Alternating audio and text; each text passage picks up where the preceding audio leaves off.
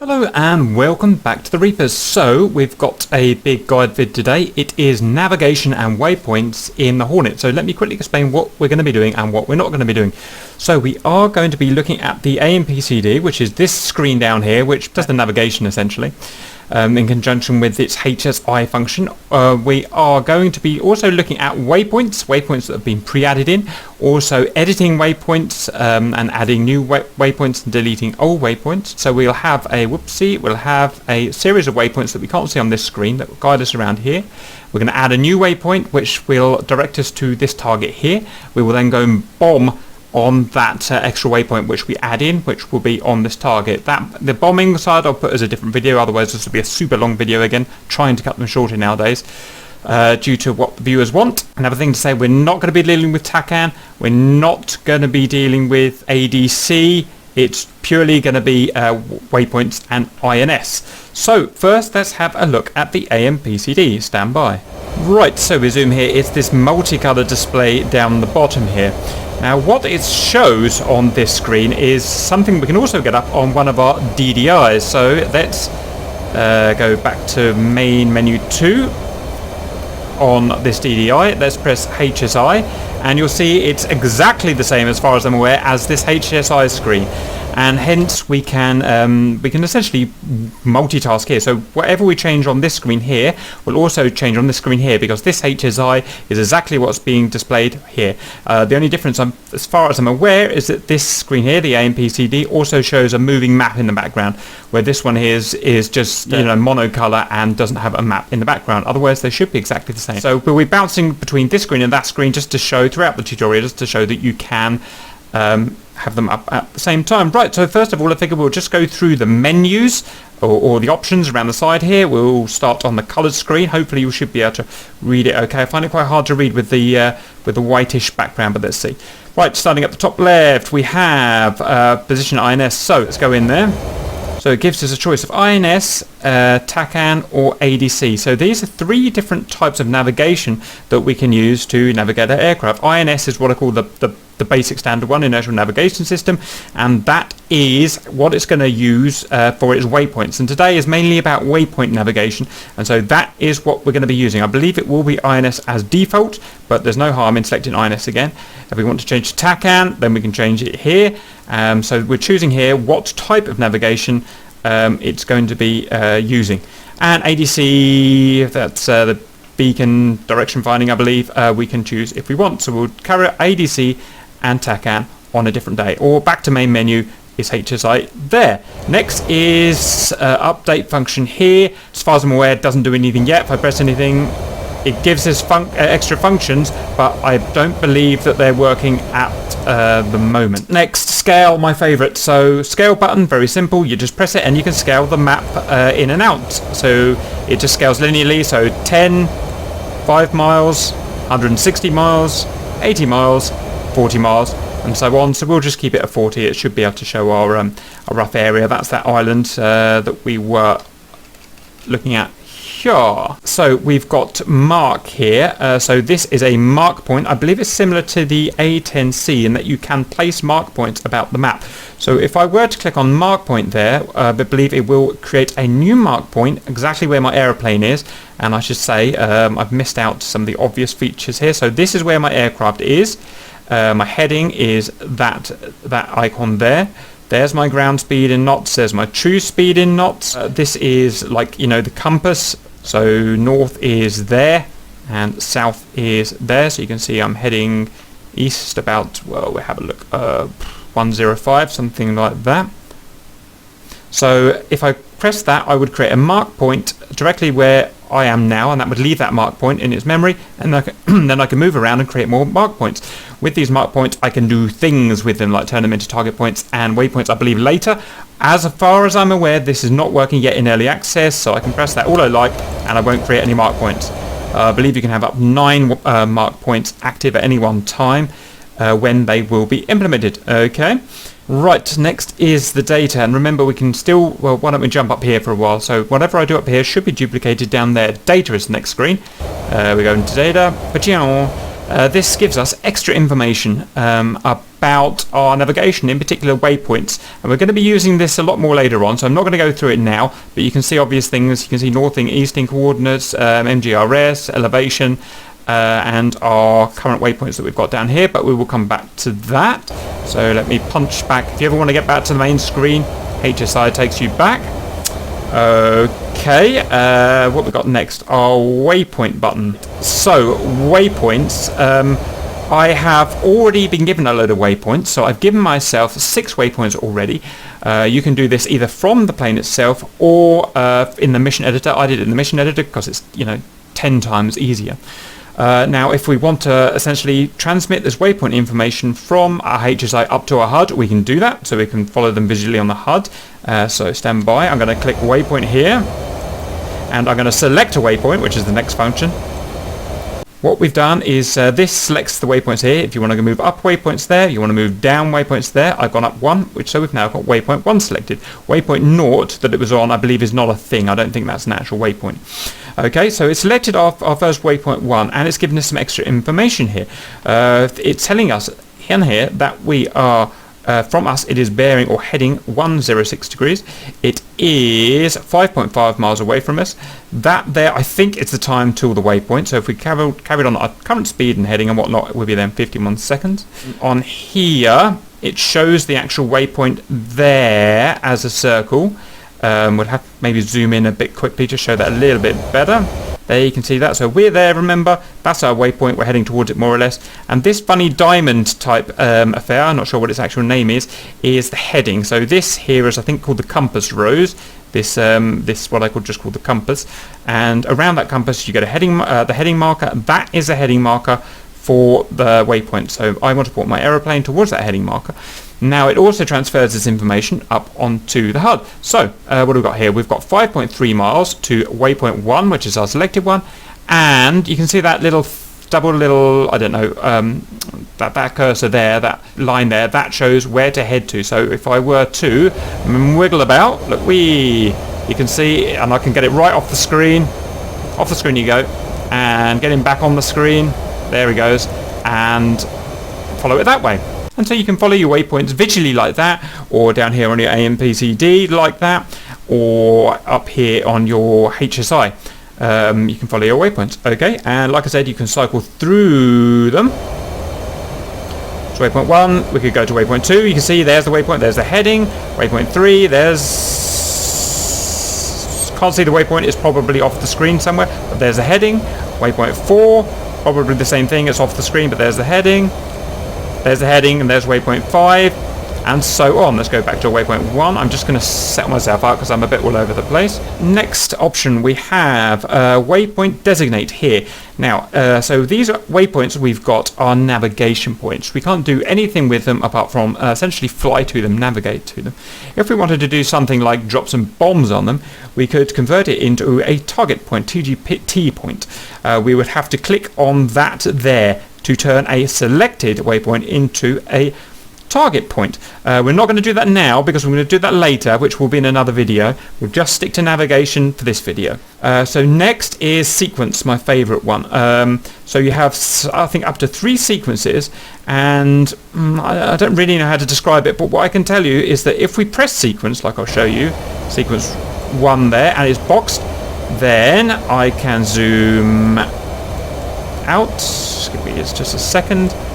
And you can see what it's done is it's sequenced a dotted line between our waypoints. So we started there, waypoint 1, waypoint 2, waypoint 3, and we should be able to switch between them and show, you see them appearing, waypoint 3, waypoint 4, waypoint 5, waypoint 6, and so on and so forth. And we can keep that sequence off, or we can turn it off by clicking sequence a few more times until we get back to sequence 1, but it's not boxed anymore.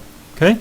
Right, waypoint. I haven't actually tried this yet, so I probably shouldn't try this now, but you can automatically fly between the waypoints if you're feeling particularly lazy. To do that, you would click on waypoint, so you have your waypoint selected, and you would click auto here, automatic. I haven't tried it, so it doesn't appear to be doing anything at the moment, but I believe that should be working at the moment. And it'll just fly you between your waypoints, and you can go make a cup of tea. That's going to be used in conjunction with the autopilot here, which we've already covered. Right, time UFC. So let's click on that. Boom. Okay, and then anything that says UFC on it will shift the focus up to this here, which is called the UFC. This is where you can interact using this keypad here and these buttons here. So we could set here, I think you set the date and time there. This one I think starts a timer. CD, I think that's countdown, so it can count down to a time and you can set that time. I think we've got some different time zones. I'm not really sure, it's not really my thing. I don't really do timings and stuff, but for timing information, that's there, and I'll probably do another video about that sometime when I've learnt them properly. Okay, so that's our timing. That next button there goes back to the main menu, so we won't press there. Sensors. Now I'm not sure whether this button works or not, and I'm not going to press it today, but as I understand it, sensors will mean that you can listen to any of the information that's coming through your attack radar. Say that there is maybe some hostiles out, some hostile planes out there that the attack radar's picked up, and it will draw them essentially on this HIR for us. So if there's some bad guys in front of us, or good guys, or whatever, it will also draw them on here for us to help our navigation. I've not played with it yet, and I don't have any other planes in the air on this tutorial, so I'm not going to try, but that's what that does. So it'll be interesting to have a go with that at some point.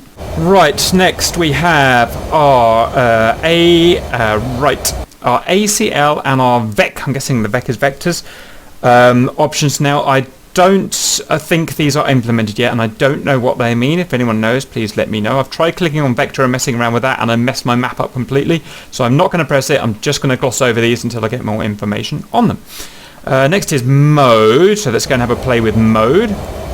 So we can, the top two are orientation methods for our HSI, our display. So if we want north to be at the top, north is currently over here somewhere, we click that, and now you can see north is always going to be pointing up.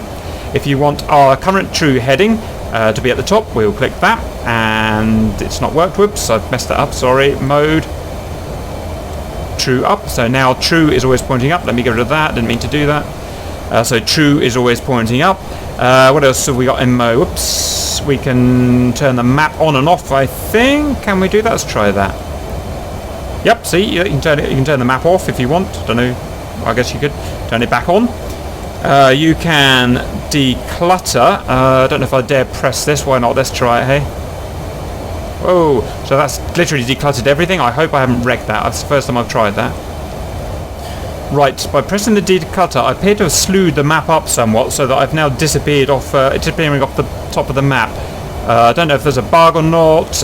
What I can say, as well as declutter, there is slew here. So if you click on slew, you can actually move the map around with your TDC slew. I did have a quick try at that before making the video. I couldn't get it to work. One thing I know is that you have to set this as your primary TDC interest, so you have to have a diamond here. To do that, you press sensor control switch aft, that one there, sensor control switch aft, then you've got the diamond. Now you've got the diamond here in this in the HSI. It would allow you to slew it. Like I said, I still couldn't get it working for some reason. I'm not sure if it's working yet, but that's how you would do it, and then you'd use your normal TDC slew to get that back. Now, by using the declutter, I appear to have wrecked my HSI. I'm going to quickly jump in a new plane, and we shall continue. Stand by, please. Right, we're back in a fresh bird. Let me set myself up. Where do we get to? Right, yes, so that's the modes. ILS, if you're interested in the ILS, however, that's not for today. TACAN, functionality of TACAN. I'm not sure either of these buttons are actually working at the moment, but I haven't looked because we haven't done TACAN or ILS yet, so they will come shortly in the future. Right, so that's a load of that. Now, if you wanted to set a heading, you've also got heading set select information here. Currently it's at the 000. We can change that. We've got our heading select. We can change it manually if we like with our heading select here. I've already shown that in the autopilot, but let's try that now. You can see we can drive this little character here around our compass rose with the heading up and down. Like so, and I can set it to wherever I want. Or we can, if you remember, we can enter that in the UFC up here by just typing in a number and then enter, and then we can use that for autopilot, but that's we shan't go into that again. All we've got to look at now is the waypoints a little more closely, how we delete them, how we edit them, and how we create new ones. So let's show deleting them first, because I guess that's the easiest. Unpause. We're currently on waypoint 2. That's that waypoint there. I don't like the look of that waypoint. It's got a funny face, so we are going to delete it, okay? So we're going to go into data, POW, and we've got waypoint 2 selected there. Now I believe there is a bug at the moment, so if I can change my waypoints here, up and down, and you can see I'm changing them because you see the data's not changing. But you can see that number's not changing, that number's not changing, and that it should box the current one that is selected. That currently appears to be bugged. It probably will work in this DDI screen here. Let me try standby. So let me change it on here. Yeah, you can see when I change it here, it changes on the DDI, but it doesn't change on the AMPCD. Just a small bug, I'm sure it'll be sorted out soon, so let's not worry. In fact, let's just work from the DDI for now then. So we've got waypoint 2 selected there. Don't like the look of him, so let's get rid of it. So it's got out of interest the easting and northing information, MGRS, and the elevation of 2,000 meters of that particular waypoint. Let's get rid of it. So let's go, if my memory serves me right, to waypoint sequence here on the left. We're going to press enter. It transfers it over to control over to the UFC here, so we can do things. All this different stuff we can do to that particular waypoint. And what we're going to say is we're going to want to delete number 2, enter. And you can see it's deleted, and we can prove it to ourselves because it's no longer in the waypoint chain here. It's gone. And if we went back to the map on here, yep, you see that corner one's gone. We didn't want it, so I've taken it away. So that's that. We can also edit a waypoint. I tell you what, I'll show creating a new waypoint, because that's essentially very similar to editing in one. Sorry, and it takes a little less time. So we're going to go out here. So what we want to do today is follow our waypoints and then bomb these mothers that are unrealistically close to each other, because I want to take them out with one CCRP, auto guided bomb. So we've got to get their MGRS or their north and easting. We can get their north and easting with the F10 map here. Let's zoom right in. Look at the top left. You see, you will know this already. You've got northing and easting. Let's write that down quickly. Right, that's that written down. Now we're going to enter it into our aircraft. I think we have to scroll to the latest waypoint. 6 is there. Then we are going to go insert, please. I want to insert waypoint number 7. New one. Enter. Papa, and we've got waypoint 7, and we are going to go select waypoint 7. Okay, so currently that's got a load of empty data at the moment. No northing, no easting, no valid MGRS, and no elevations. We've got to fill that in. So we don't want waypoint sequence this time. This time we want UFC. Right, so yep, I remember now. UFC, again, it punches it over to the USC. So here we can change all of the data in here. I want to change north and easting, and I want to change elevation. Let's do elevation first because it's super quick. Elevation, Papa, I want it in feet because that's what I was measuring it in, and it is 46 feet. 4, 6, enter, Papa, and there you go, 46 feet. Now I want to enter coordinates, so I'm going to go UFC again, position. Right, first we want to tell it that we're doing a northing coordinate, so N, then we type in our northing, I believe, so that is 2, 6, 3, 8, 3, 7, enter. Okay, well it's not accepted quite what we've asked for. I asked for 3.7 on the end. It's put a 6.1 in. I'm not sure why, but it may be a bug or something. Let's just work with it. I'm sure it knows what it's doing. Position again. Now we want to go the easting, or 5.5.